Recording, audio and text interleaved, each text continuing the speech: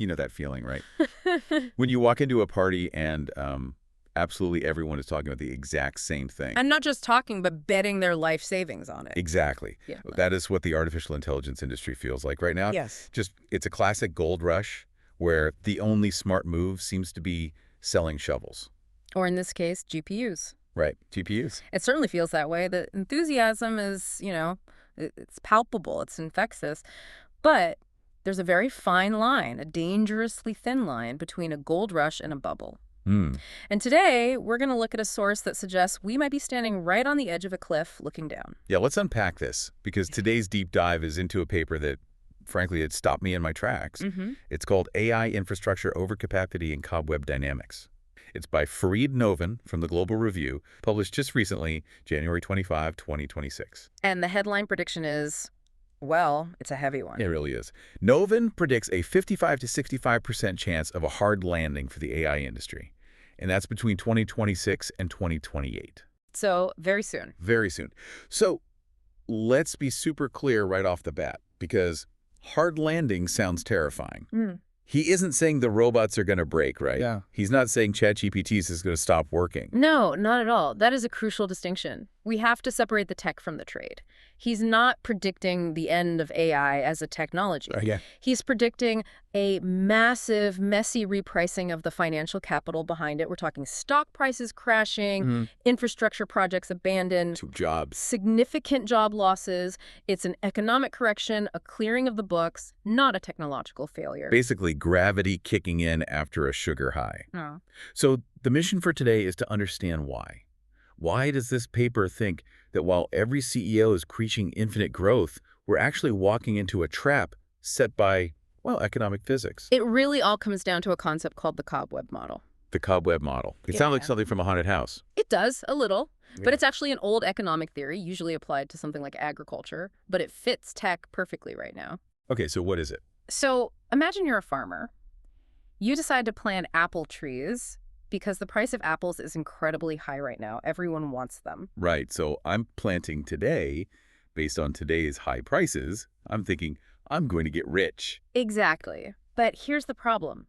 It takes years for those trees to grow and bear fruit. The lag. The lag. And every other farmer is looking at that exact same price signal. So they all plant trees too. Uh-oh. And because of that lag time, you don't know that you've all overplanted until years later.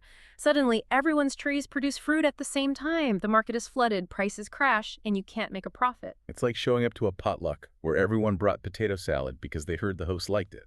That is a surprisingly accurate analogy, and Novin is arguing that the AI industry is basically one giant apple orchard right now. So apply this to AI.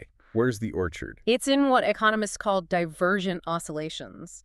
This happens when supply elasticity, which is just a fancy way of saying how hard it is to ramp up production. Exploding things. Right. When that is lower than demand elasticity or how fickle the buyers are.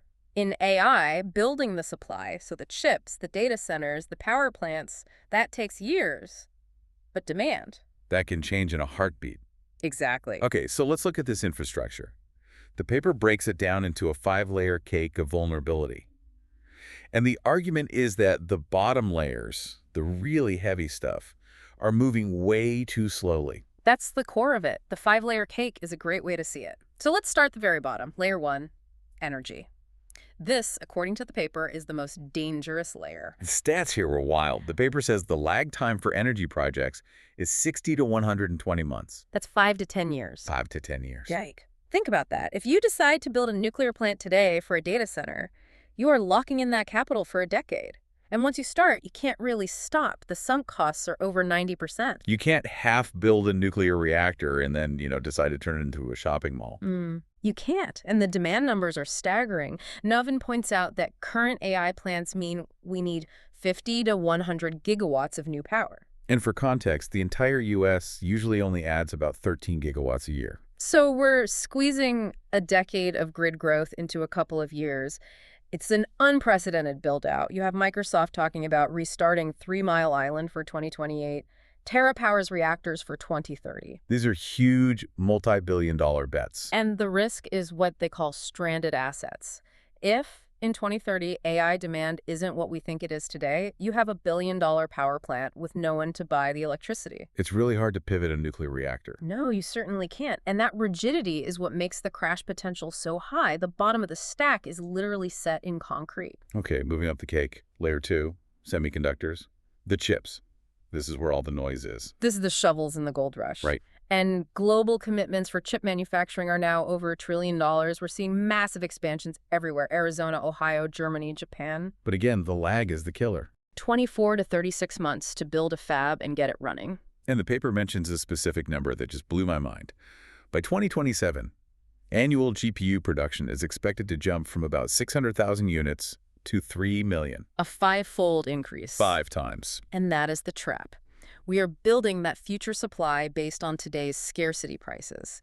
Everyone is screaming, we need more chips, so everyone is building factories.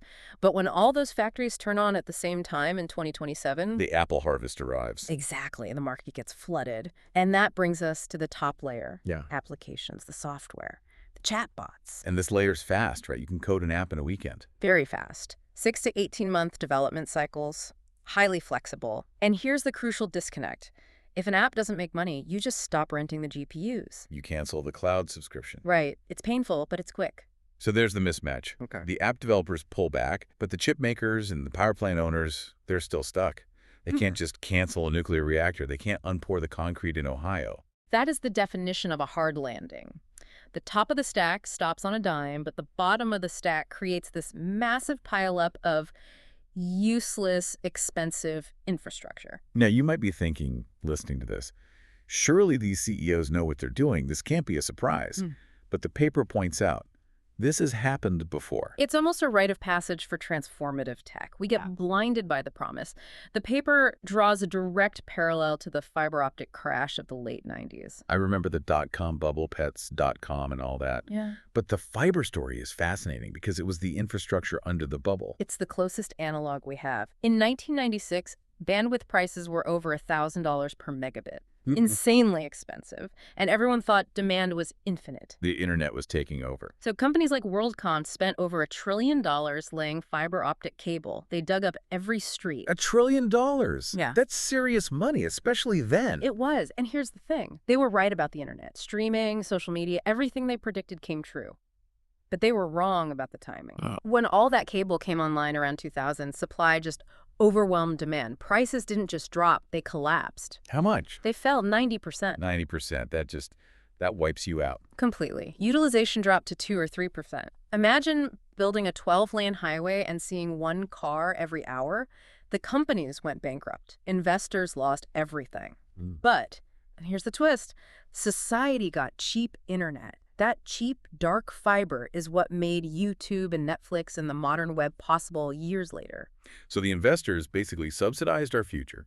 They paid for the highway, went broke, and then we all got to drive on it for free. And Novin says it's the identical pattern to the British railway mania in the 1840s. Parliament authorized 9,000 miles of track. Everyone bought railway stock. And then all the lines opened at once. Exactly. Rates fell 60 to 70%. Investors were wiped out. But Britain got a world-class transport network that powered the Industrial Revolution. The technology is revolutionary, but if you mistime the investment cycle, you get crushed. That's the lesson. Okay, so history says beware. But let's look at the counter-argument. You have Jensen Huang, CEO of NVIDIA. He's basically the pope of the AI church right now. And his argument is simple. This is not a bubble. Right. The Huang doctrine. He's very convincing. He points to spot prices. He says, look, even 2-generational GPUs are getting more expensive. If this were a bubble, prices would be dropping. That sounds logical. If people are fighting over old chips, they must really need them. It feels like real demand. It sounds logical, but Novin argues it's a fatal flaw in reasoning. It's looking in the rearview mirror. How so? Those high prices today reflect decisions made 2 or 3 years ago when supply was tight. They tell us absolutely nothing about 2027 or 2028 when supply increases 5-fold. It's like saying traffic is terrible, so we should build 10 more lanes, while ignoring that everyone else is also building 10 more lanes. Exactly. And this is where the paper brings in Bayesian analysis. Okay, that sounds a little academic. It does, but it's really just about how we update our beliefs. You start with a belief. For investors right now, that prior is AI demand is exponential and endless. Those formed during the boom. Exactly. Now, Bayesian updating means you should change that belief as new data comes in. But the paper argues people aren't doing that. They're stubborn. We're sticking to our priors. We are. We see a bit of bad news, a startup failing maybe, and we say, oh, that's just a blip. We ignore the signals until the evidence is so overwhelming that we have to update our belief all at once. And when everyone does that at the same time... Panic. Everyone runs for the exit. Correct. The crash isn't a slow slide. It's a sudden realization that the math doesn't work. It's the Wile E. Coyote moment, where he runs off the cliff but doesn't fall until he looks down. So let's talk about looking down. How does the math break? The paper outlines a few transmission mechanisms. Let's start with scenario A, the revenue disappointment. This feels like the most straightforward path. It's just cold, hard arithmetic. The paper estimates that by 2028, the AI infrastructure bill, so the cost to buy the chips, power the centers, all of it, The total cost of running the machines. will be $400 to $600 billion annually. Whoa, okay, pause there. $400 to $600 billion of new value has to be created every single year just to break even. Just to keep the lights on. But right now, AI native startups have less than $15 billion in revenue. Ouch. That is not a gap, that is a canyon. And the canyon is the danger zone. The scenario is that startups run out of VC money, the Series BC crunch. At the same time, big enterprise CFOs start looking at their AI bills and asking, where's the ROI? Right. We spent $1 billion on this, did we make $1 billion back? And if they can't see the profit, they freeze spending. And if the apps don't make money, they stop renting the chips. And if they stop renting chips, the data centers go empty. It's a domino effect. Precisely. And the paper suggests that even in a base case, not the worst case, if app revenue grows to, say, 1 to 200 billion, you still trigger a partial hard landing with hundreds of billions in value destruction.